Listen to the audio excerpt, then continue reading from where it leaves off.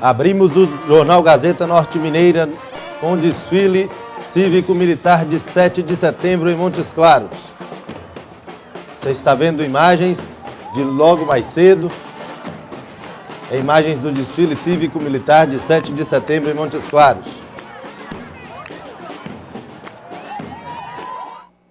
E você vai ver também, casal é preso com drogas em Montes Claros. Estão abertas as inscrições para o curso de formação de defensoras populares. Jovem é preso com dinheiro falso ao tentar comprar água de coco. 7 pessoas são presas por suspeita de tráfico de drogas no bairro Vera Cruz, em Montes Claros. E ainda, momentos do desfile cívico-militar de 7 de setembro em comemoração à independência do Brasil. Essas e outras notícias a partir de agora no Jornal Gazeta Norte Mineira.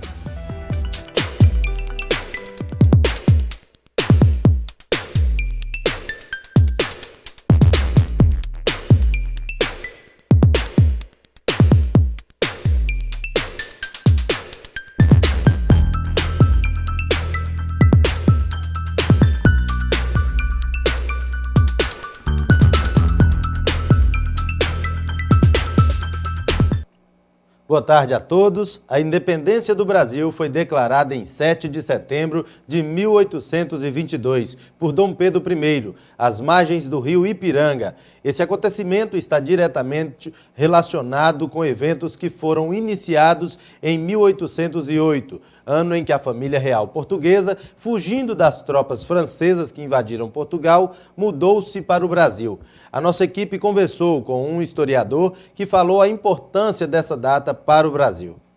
Em primeiro lugar, a gente tem que ter em mente que a independência é um processo contínuo, não é? Ele não tem o 7 de setembro, ele não é um processo que começa e culmina nessa data. Ele vem de um processo anterior, que a gente pode remontar desde o século XVIII. E um dos processos que isso vai causar é o bloqueio continental à Inglaterra. E esse bloqueio continental ele é quebrado por Portugal e por conta de alguma represália decide transferir a corte de Portugal para o Brasil. E essa transferência da corte ela vai trazer muitos avanços para a colônia, inclusive alguns avanços administrativos. E isso muda a estrutura econômica e político-social do Brasil como um todo. Então, em 1815, o Napoleão já perdendo seu espaço e sendo derrotado na Europa, existe uma pressão de Portugal para que a família real volte a Portugal e com esse retorno ela venha as prerrogativas que o Brasil conquistou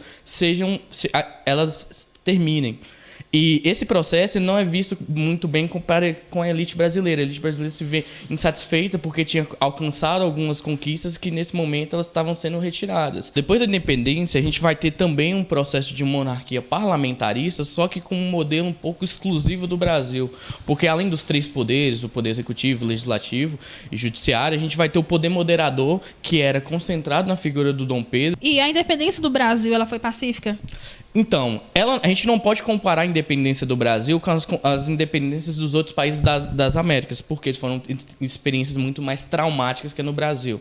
A gente não tem uma ruptura traumática que quebra a estrutura colonial e passa por um novo projeto de governo, tal como nos Estados Unidos e na América Latina como um todo. O que a gente tem é um processo muito mais brando de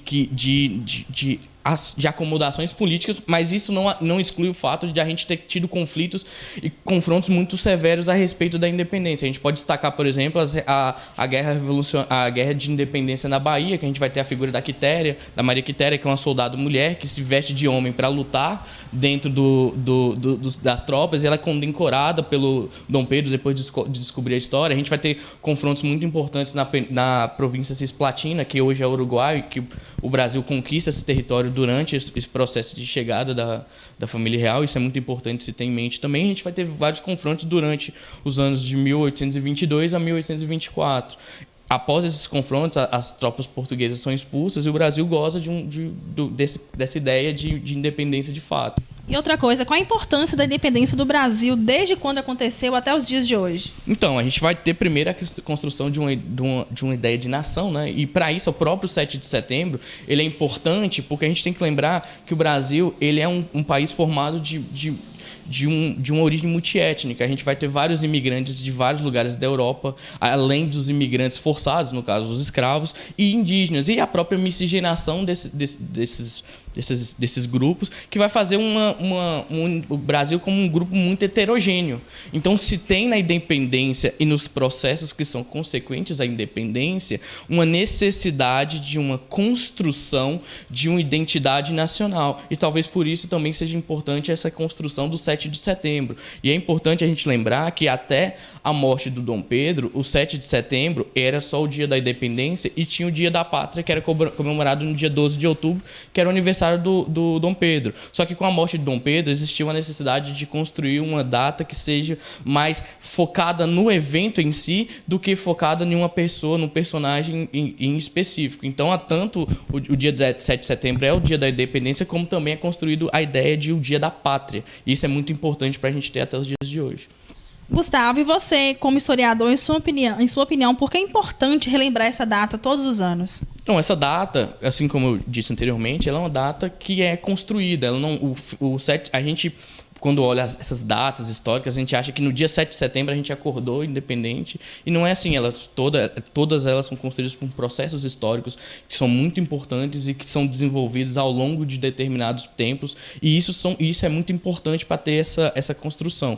E assim como os outros feriados históricos nacionais, o 7 de setembro é um feriado construído para construir essa ideia de noção cívica, de pertencimento, de uma ideia de pertencimento a uma nação que, por muitas das vezes, a gente não consegue chegar na totalidade, numa representação total de todos os indivíduos. Então, é construído de cima para baixo essa noção de independência a partir de uma ideia de construir uma identidade comum nacional. Gustavo, muito obrigada pela entrevista. Bruna Soares, para o Jornal Gazeta Norte Mineira. No desfile de 7 de setembro em Montes Claros, o grande público presente vibrava com a passagem dos militares e instituições. Veja agora momentos do desfile.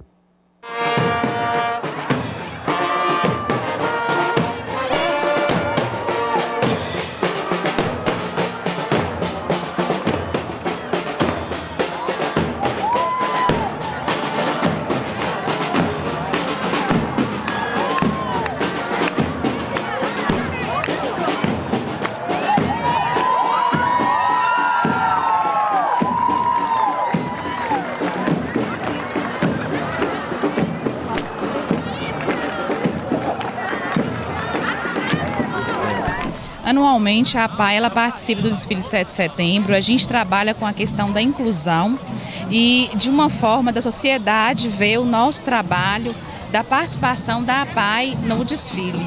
Na APAE, nós temos hoje 305 assistidos, tanto na educação, saúde e assistência social. E todo ano nós participamos desse grande evento de uma forma de mostrar para a sociedade o quanto é importante a questão da inclusão social na vida dos nossos alunos. Então participam todos? Todos participam e, como eu já havia falado, não só a educação, mas também a assistência e a saúde.